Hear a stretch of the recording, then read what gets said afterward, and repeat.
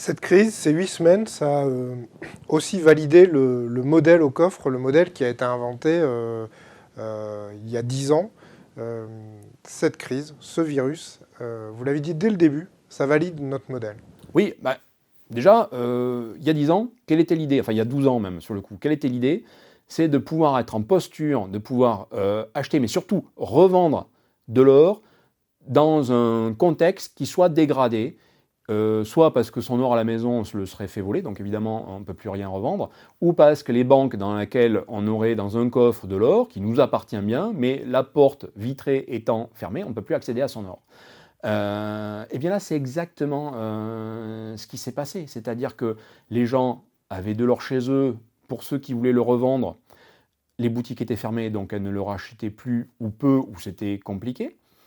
Ceux qui avaient de l'or à la banque, et là, d'ailleurs, les pauvres membres au coffre qui étaient dans ce genre de posture nous ont appelés tous les jours pour nous dire mais j'ai de l'or dans un coffre à la banque, est-ce qu'on ne pourrait pas faire en sorte que je puisse le revendre? Je vous signe un papier pour qu'on puisse le revendre et après je vous l'envoie. J'ai dit ben non, nous, l'or, si on veut pouvoir le revendre, votre or, il faut quand même qu'il soit dans nos coffres pour qu'on soit certain que ce soit de l'or et pas du chocolat.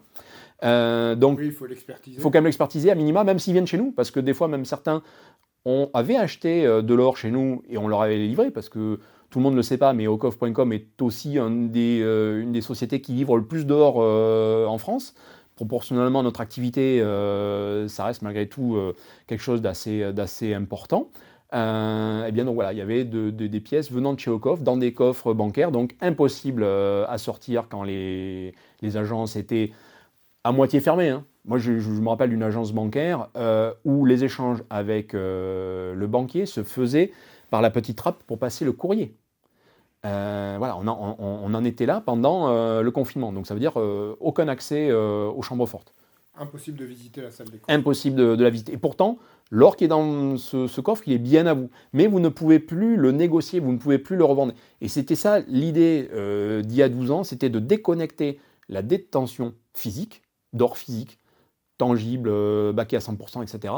Et le négoce qui, lui, au XXIe siècle, doit se faire numériquement, online idéalement, mais si le online ne fonctionne plus, s'il faut revenir au téléphone ou s'il faut revenir à l'envoi de papier, à l'envoi d'ordre à la main, comme le faisait dans les années 70, on peut le faire. Au coffre d'ailleurs, quand il a commencé, au tout début, tous les ordres se passaient sur une messagerie automatique où on s'identifiait et on plaçait son ordre d'achat ou de vente. Ça, c'était au coffre en 2009 et 2010.